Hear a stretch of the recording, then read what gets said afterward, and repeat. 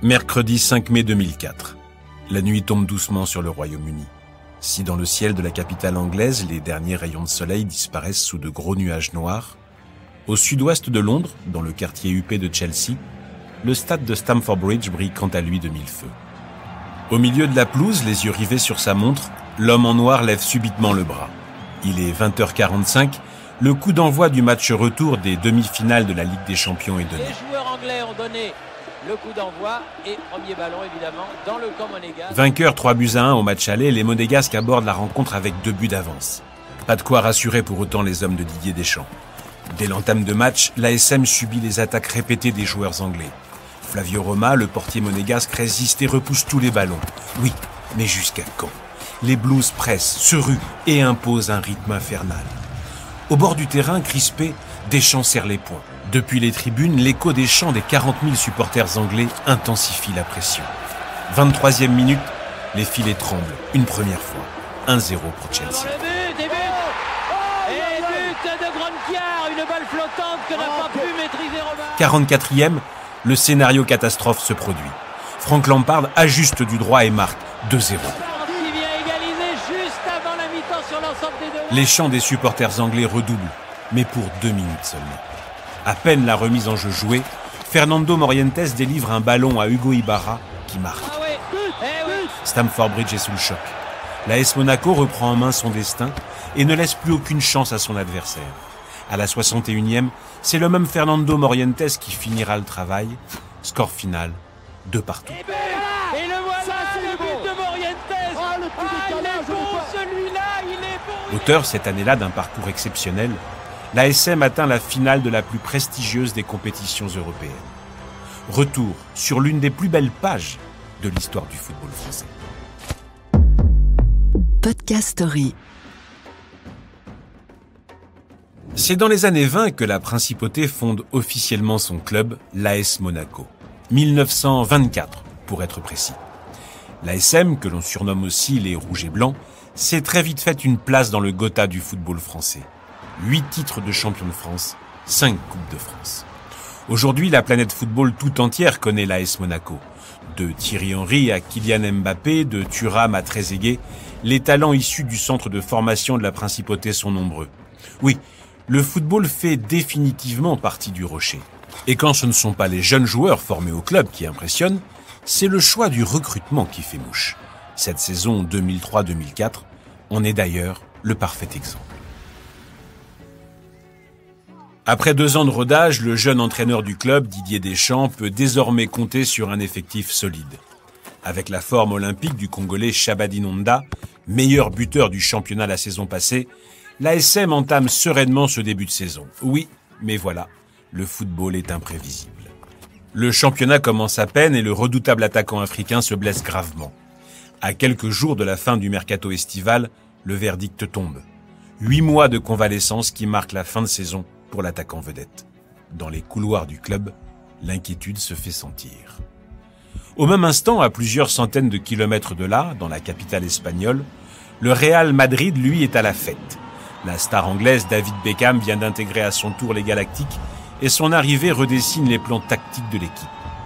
Victime collatérale des plans business du Real, l'enfant du pays, Fernando Morientes, semble définitivement écarté de l'effectif pour le reste de la saison.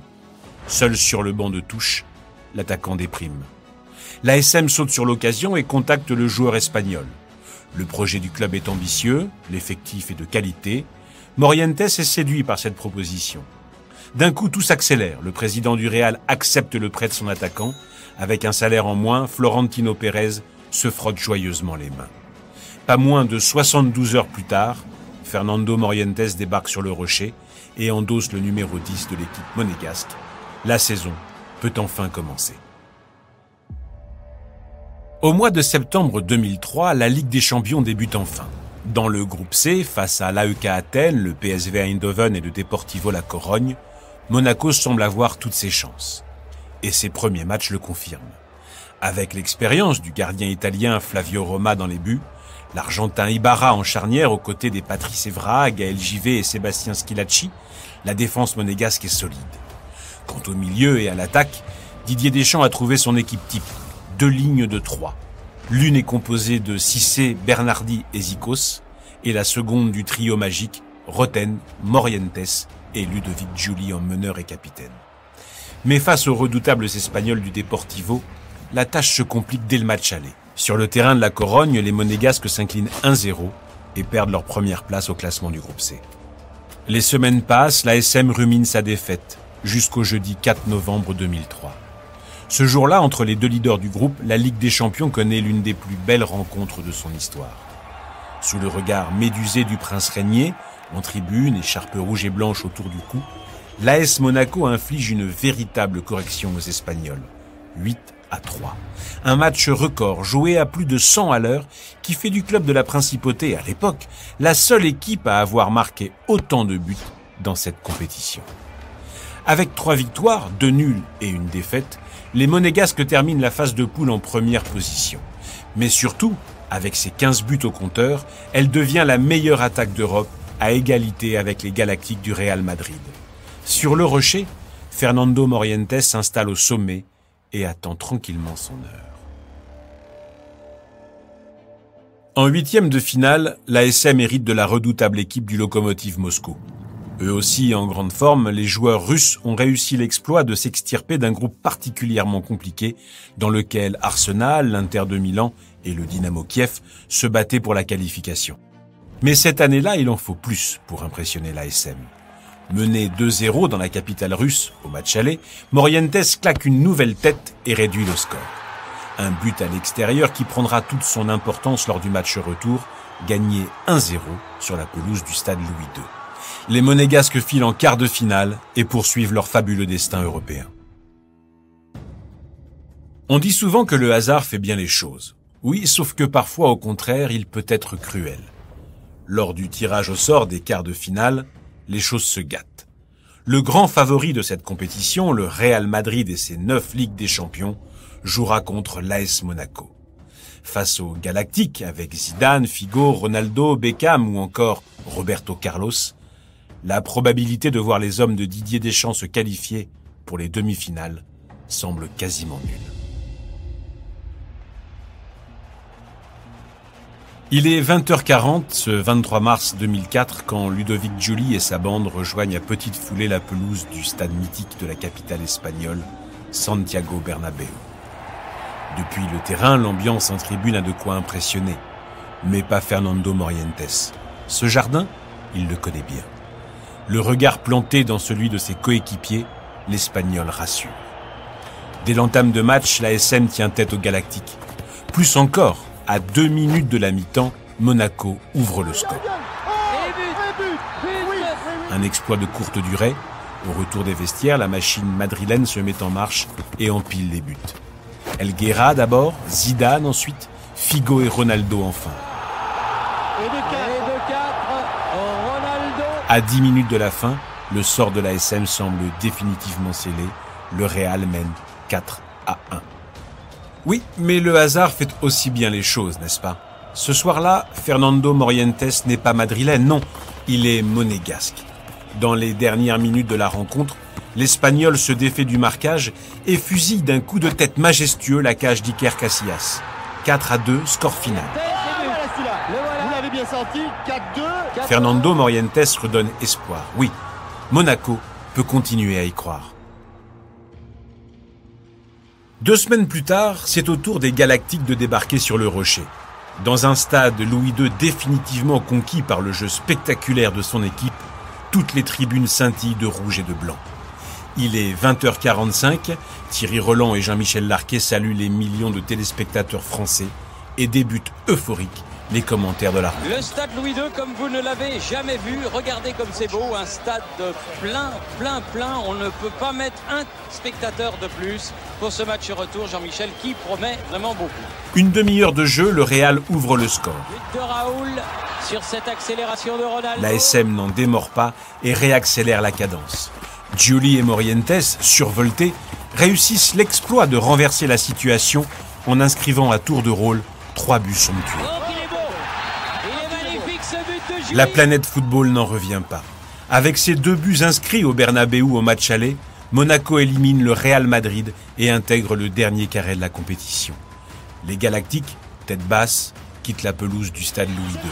C'est fini, qualification de l'AS Monaco. Monégasque. Ah, c'est extraordinaire. Avec cet exploit, c'est le monde tout entier qui fait désormais connaissance avec le club de la Principauté. Quant à Morientes, il tient définitivement sa revanche. Après un club espagnol, place à une nouvelle grosse écurie, les Anglais de Chelsea. Contrairement au tour précédent, le match aller de cette demi-finale se déroule à Monaco. L'enjeu est donc clair, impérativement gagner cette première rencontre. Encore une fois, la tactique de Didier Deschamps est la bonne. 17e minute de jeu, le Croate Dado Perso ouvre le score.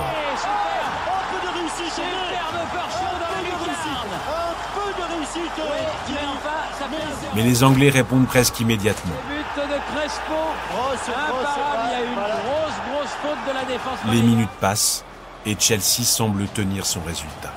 Côté monégasque, la pression monte, la colère gronde dans les tribunes. Et puis soudain, lancé par Ludovic Giuli, Morientes décroche une frappe du droit et trompe à son tour le gardien anglais 2-1. Malgré l'avantage, les monégasques ne lâchent rien et continuent à presser.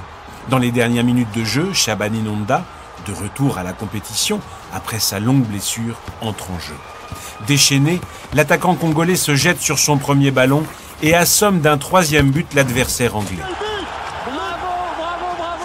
Le stade Louis II jubile et Monaco signe une fois de plus l'un des plus beaux exploits européens d'un club de Ligue 1. C'est en Allemagne, au stade du Veltins Arena, que se joue le 26 mai 2004 la finale de la Coupe aux grandes oreilles. Ce dernier match, cette dernière marche, consacrera un grand d'Europe. Et si jusqu'à présent les dieux du foot ont favorisé les rouges et blancs, pour cette finale ils choisissent une autre équipe, le FC Porto.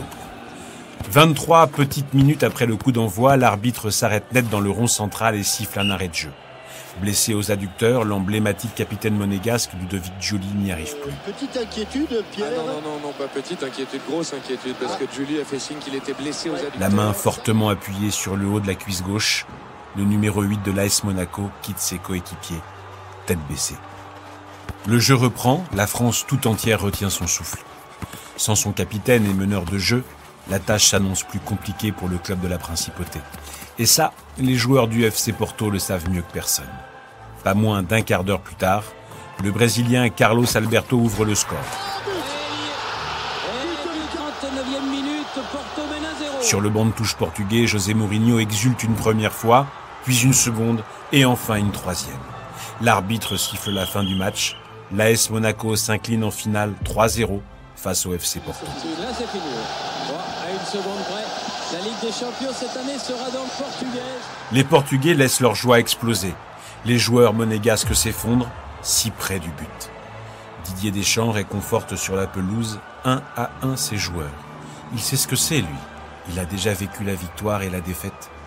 L'AS Monaco signera cette année-là l'un des plus beaux parcours d'un club français sur la scène européenne et marquera à jamais, c'est sûr, le cœur de millions de supporters de football à travers le monde. L'AS Monaco, avec ce fabuleux parcours en Ligue des Champions, est maintenant un grand d'Europe. Podcast Story. On a tous une histoire à écouter.